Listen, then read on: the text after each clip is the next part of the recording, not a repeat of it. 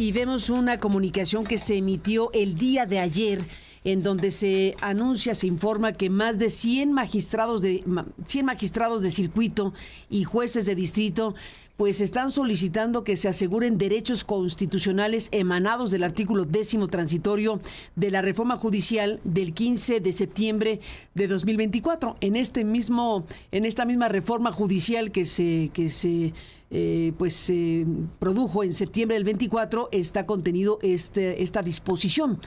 Dice el texto, que es un texto más largo de lo que voy a leer, pero ahora le cuento por qué lo voy a leer más corto, porque tenemos una entrevista. Pero para adelantar el tema, le digo que en una petición conjunta, más de 200 magistrados de circuito y jueces de distrito que declinaron a su candidatura para la elección judicial programada para este 1 de junio, presentaron ayer esta solicitud al Consejo de la Judicatura Federal para buscar salvaguardar sus derechos constitucionales tras los recientes despidos masivos de juzgadores. Este acto está impulsado por la preocupación porque el Estado de Derecho se ha respetado, ya que los funcionarios morenistas han realizado acciones para apoderarse de los fondos que se destinarían a hacer los pagos correspondientes sin considerar el cumplimiento estricto al artículo 10º transitorio de la reforma judicial de del 15 de septiembre de 2024, ya que ese mismo artículo señala que las indemnizaciones deberían pagarse de los fideicomisos del Poder Judicial de la Federación que ilegalmente fueron transferidos por Nacional Financiera a la Tesorería de la Federación sin instrucción del Consejo de la Judicatura Federal, que fungía como el fideicomitente, violando los contratos respectivos, amén de que sobre ese tema se habían decretado varias suspensiones en diversos juicios de amparo que impedían hacer esa entrega. Los magistrados y jueces federales fueron nombrados por el sistema de carrera judicial. Cuentan, dice el comunicado, con una sólida experiencia y lograron tener cargos inamovibles después de estrictas evaluaciones por 6 años consecutivos sin nota desfavorable. Manifestaron que se vieron forzados a dejar sus cargos, argumentando que la elección popular no es un mecanismo adecuado para la designación de juzgadores y la reforma desaparece, entre otras garantías, para el desempeño independiente. Bueno, la reforma desaparece otras garantías para el desempeño independiente de la judicatura. Así que está este anuncio de la petición presentada al Consejo de la Judicatura Federal solicitando que se individualice la cuantificación de las indemnizaciones constitucionales y otras cuestiones de las que hablaremos esta mañana con la magistrada Edna Lorena Hernández Granados, magistrada en retiro. Ella, después de 33 años de carrera judicial como juez de distrito desde 2001 y magistrada federal desde 2009 hasta el 11 de abril de 2025, en que solicitó el retiro por la reforma judicial, pues está aquí en este estudio la magistrada que se ha retirado y que está sumándose a esta petición que hacen los 200 magistrados de circuito y jueces de distrito al Consejo de la Judicatura. Gracias, Edna Lorena, por estar aquí y contarnos de todo esto. Buenos días y bienvenida al estudio. Gracias, buenos días. Antes que nada, agradecerle su amable invitación, Carmen, y buen día para todo el auditorio. ¿De qué se trata esto? Como usted bien lo acaba de sintetizar. Para todos es de conocimiento general que hubo un despido masivo de magistrados y jueces federales. ¿En qué? En función de esta reforma, por esta reforma judicial, de la que va a haber un efecto el 1 de junio de una votación, de una elección de jueces y magistrados, en donde decidimos no participar y había por parte de esta propia reforma judicial un presupuesto de que quienes declináramos a esa participación de esa elección teníamos derecho a unos beneficios que se establecieron en el 10º transitorio. En la propia reforma constitucional. En la propia reforma constitucional. O sea, nosotros no participamos en ese autobeneficio, no es un autobeneficio, no. El propio grupo en el poder estableció en la reforma judicial un beneficio para todos aquellos jueces y magistrados despedidos que no quisieran participar en la candidatura, que declinaran su participación, despedidos. Para todos los que lo hiciéramos y cumpliéramos con los presupuestos de ese 10º transitorio, íbamos a tener derecho a que se nos cubrieran 3 meses de salario y 20 días por cada año. Además de respetarnos, que fue una situación que se estableció siempre, se van a respetar los derechos de los trabajadores, de los magistrados y de los jueces.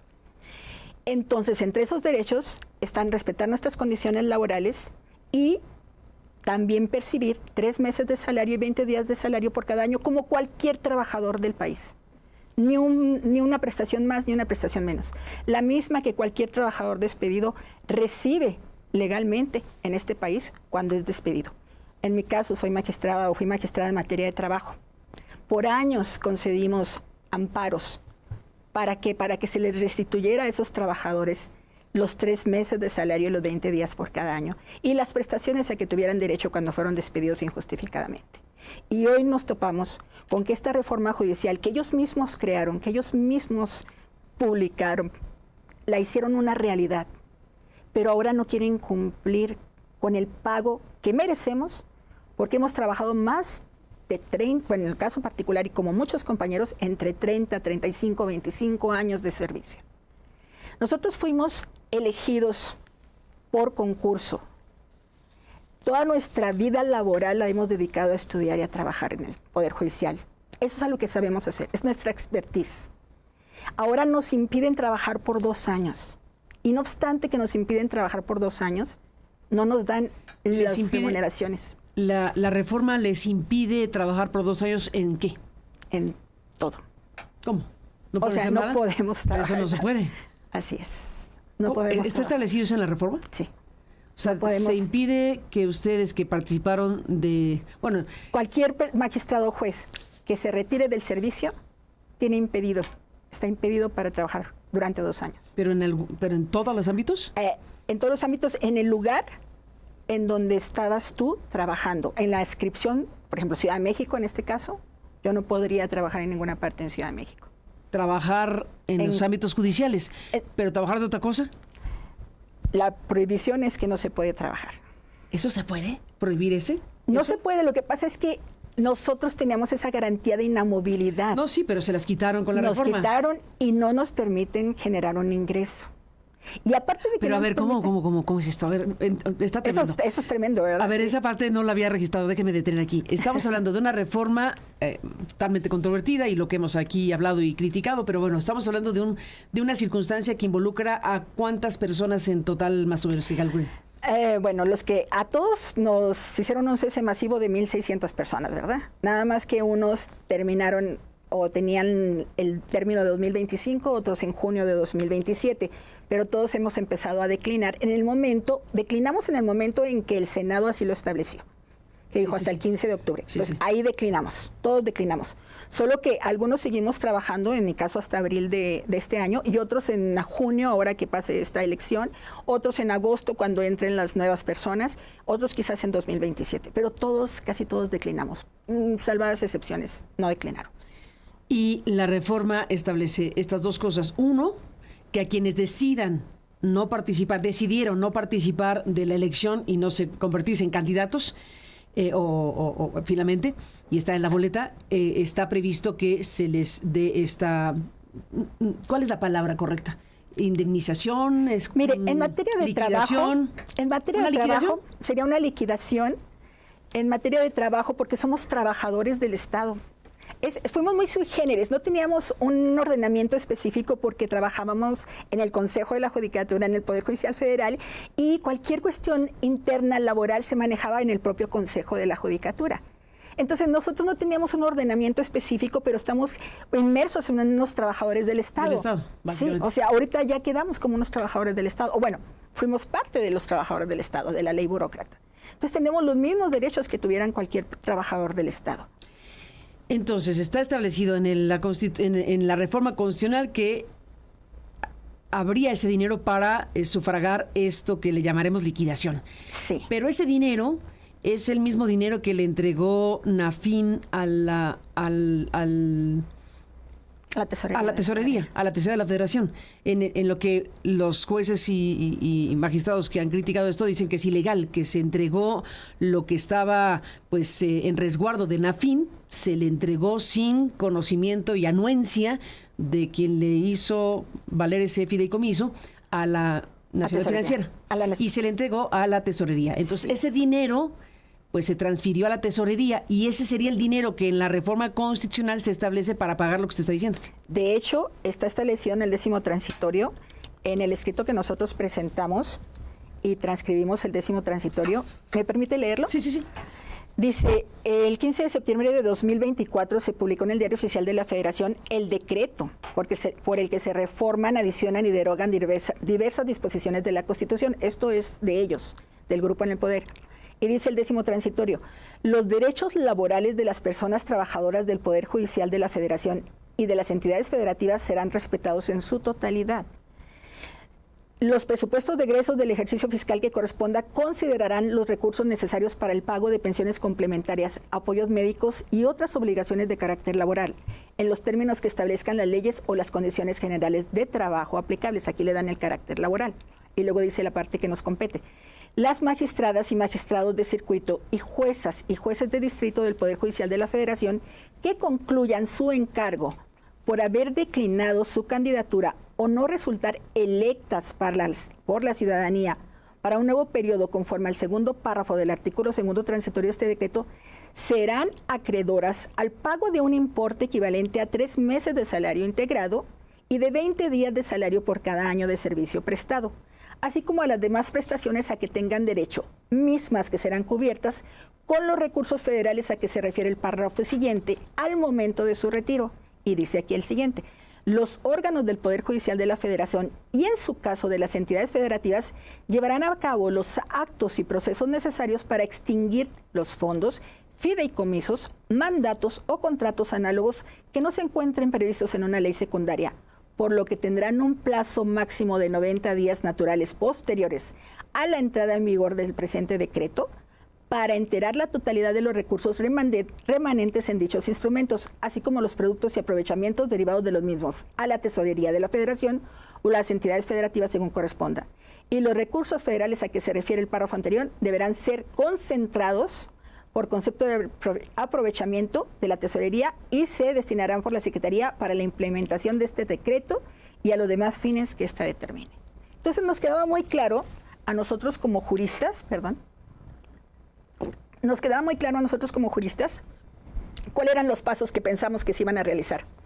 Nosotros cumplimos con este precepto, declinamos, fuimos a declinar, lo hicimos hasta público, declinamos como el Senado, como la reforma lo establecía. ¿Qué seguía? Bueno, que con el dinero del fideicomiso, como está preceptuado, se nos iban a empezar a hacer las indemnizaciones, liquidaciones o pagos del 10º transitorio, como cualquier trabajador. Y se nos cuantificara a cada uno los 1,600, porque ninguno se queda individualizado. Nuestros 3 meses de salario, nuestros 20 días por año y las prestaciones que corresponden. Pasaron los tiempos, pasó octubre, noviembre, diciembre, y empezamos a retirarnos cumpliendo con este presupuesto. ¿Y qué resulta?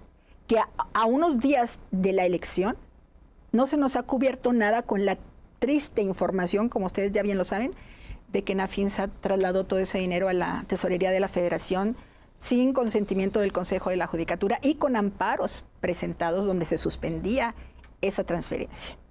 Y no obstante, el incumplimiento absoluto de las leyes y de las resoluciones judiciales que estaban en ese momento, se transfieren los fondos. Y entonces nos encontramos en un estado de indefensión quienes fuimos servidores de la nación por tantos años. Hemos ayudado a muchísimas personas en los amparos. Fuimos un grupo, el Poder Judicial, de un grupo de magistrados y jueces de carrera judicial que respetamos los derechos individuales de las personas, los hicimos valer frente a las autoridades. Y ahora estamos en total estado de indefensión frente a las mismas autoridades en las que nosotros servíamos de un bloque de contención para que la sociedad tuviera los derechos que las autoridades no les daban. Pero ahora nosotros estamos en estado de indefensión. ¿Y cuál es una de las situaciones que nos retiramos? Porque no hay garantías de una independencia judicial. Y si no hay garantías de una independencia judicial, ¿qué podemos esperar? ¿Que algún juez de los nuevos vaya a resolver a favor de nosotros? ¿Para concedernos lo que tantos años concedimos nosotros? ¿Esos derechos laborales? Nos urge, necesitamos que el Consejo de la Judicatura individualice los montos que nos corresponden, nos expida una constancia en donde se nos asegure estas cuestiones económicas que ya están en la reforma y en la ley y en la Constitución.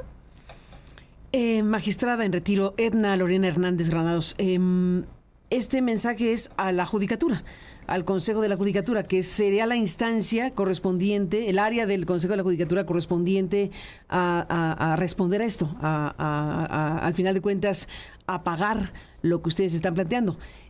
Nada más que ese Consejo de la Judicatura dirá, el dinero no está más. Exacto, nada más. O sea, el dinero, Nafinsa lo entregó, el dinero que tenía la Judicatura, lo entregó a la Tesorería, y entonces el llamado tendría que ser ¿a quién?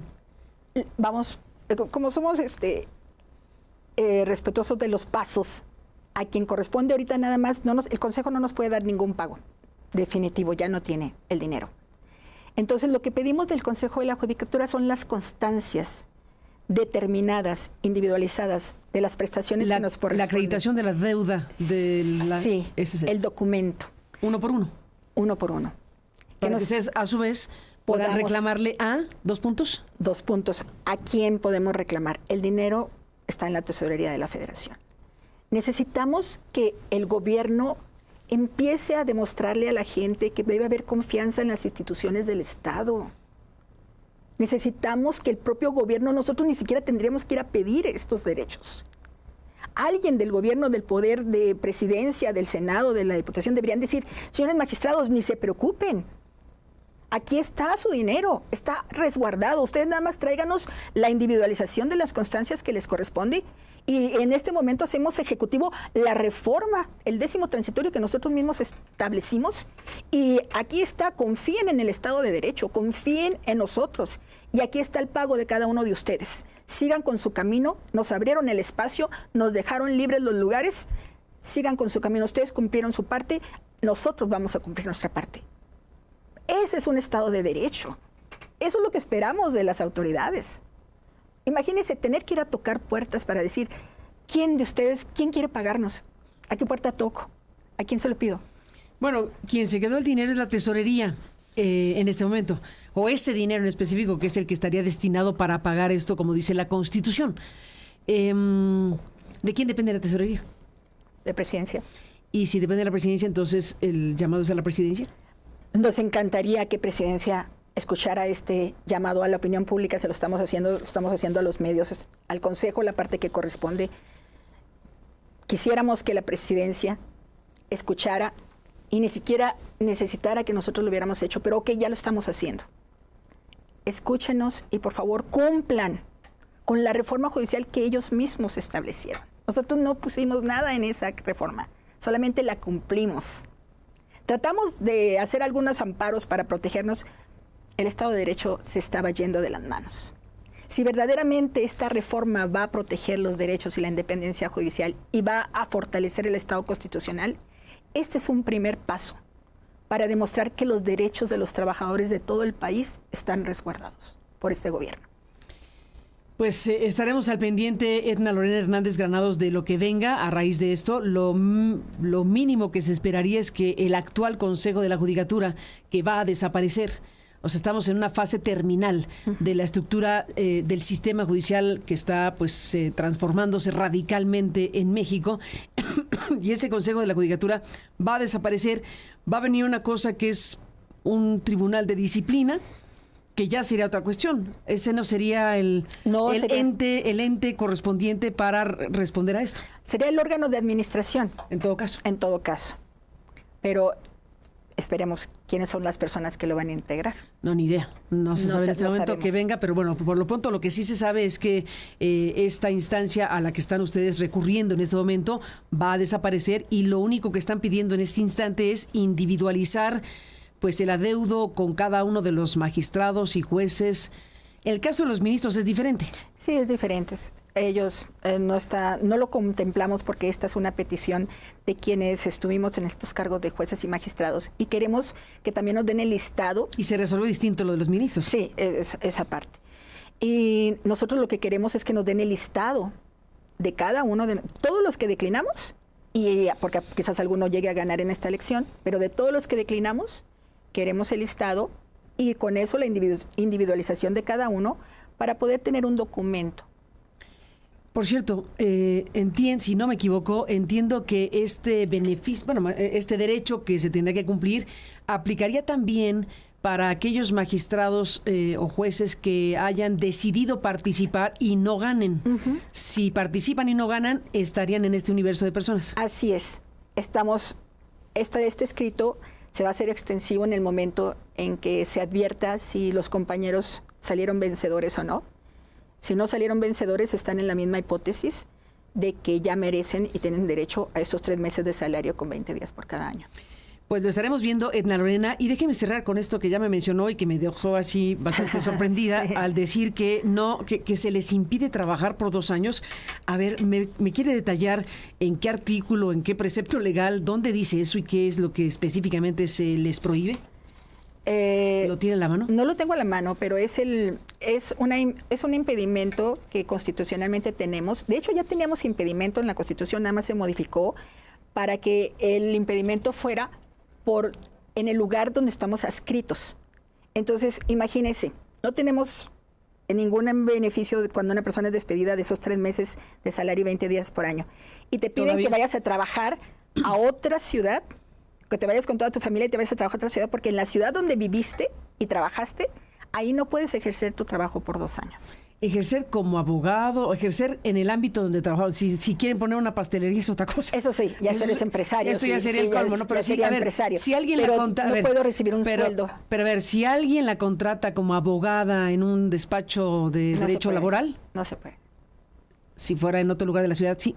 Diferente ciudad, sí. En otro estado. O sea, en la ciudad no podría usted tener un trabajo relacionado con su expertise en la Ciudad de México. Eso ya existía. Existía el impedimento porque teníamos inamovilidad y había una compensación, una pensión y diferentes derechos para que no tuviéramos que encontrarnos en esos supuestos.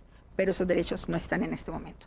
Entonces nos quedamos sin derecho, nos quedamos sin las prestaciones que ellos mismos establecieron. Nosotros declinamos y ahora tenemos el impedimento de no poder trabajar. Imagínense, tenemos familia, tenemos hijos. Es como toda la familia mexicana. Tenemos a quién pagarle una escuela. No, bueno, como todo el mundo, sí. Sí, como todo el mundo. Y todo el mundo tiene derecho al trabajo. Nosotros no tenemos derecho al trabajo. Tendríamos que cambiar de residencia para trabajar en otra parte. Imagínese ese gasto de llevarte a toda tu familia a otra ciudad para poder trabajar, a otro estado para poder trabajar. O sea, nos dejaron atados de un ingreso. Y eso es una cuestión que viola cualquier derecho de trabajo. Es imposible. ¿Nos deberían permitir trabajar? Sí, claro. Deberían permitirnos trabajar en lo que conocemos y sabemos, en conocedores del derecho.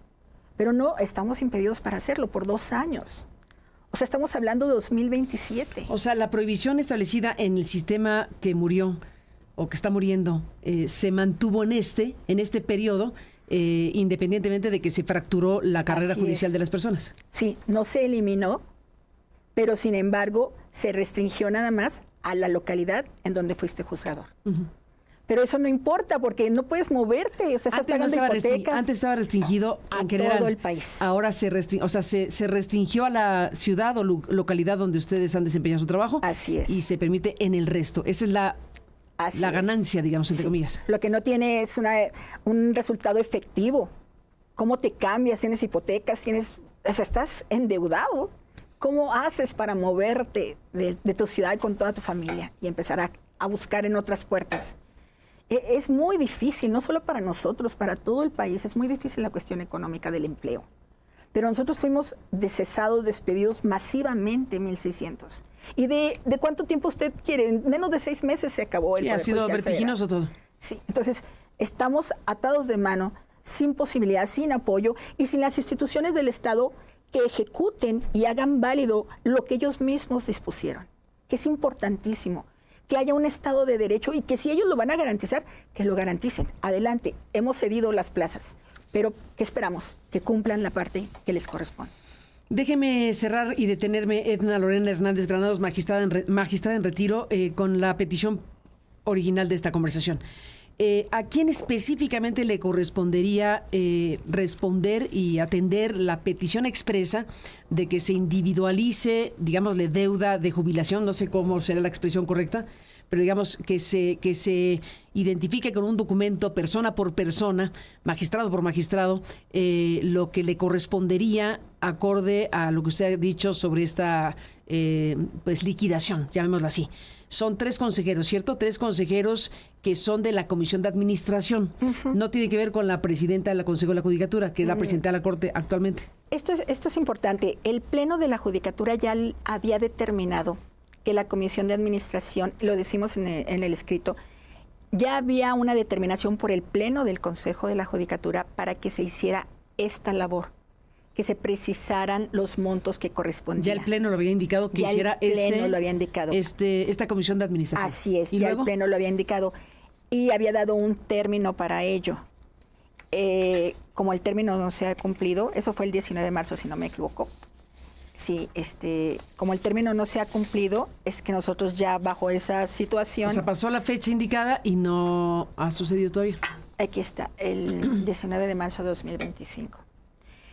Ya el Pleno de la Judicatura. Incluso en el oficio tal de fecha 19 de marzo del 25, el secretario ejecutivo del Pleno informó que el Pleno del Consejo de la Judicatura Federal, en votación económica por unanimidad de 7 votos, determinó, a fin de dar la mayor certeza posible a las personas titulares que actualizaron algunas de las hipótesis normativas para obtener el pago extraordinario previsto, no le llaman liquidación, le llaman pago extraordinario previsto en el artículo 10º transitorio de la reforma en cuestión, instruir a las secretarías ejecutivas de administración, carrera judicial y adscripciones para que, en el término de 3 días hábiles, concentren las solicitudes presentadas en sus áreas, así como los escritos relacionados y los sistematicen en bases de datos homologadas con la finalidad de cuantificar de manera individualizada y dar respuesta a las peticiones, hecho lo cual deberán dar cuenta a la Comisión de Administración. Esto está clarísimo, o sea, por unanimidad, el Pleno del Consejo de la Judicatura pues indicó a estas secretarias ejecutivas,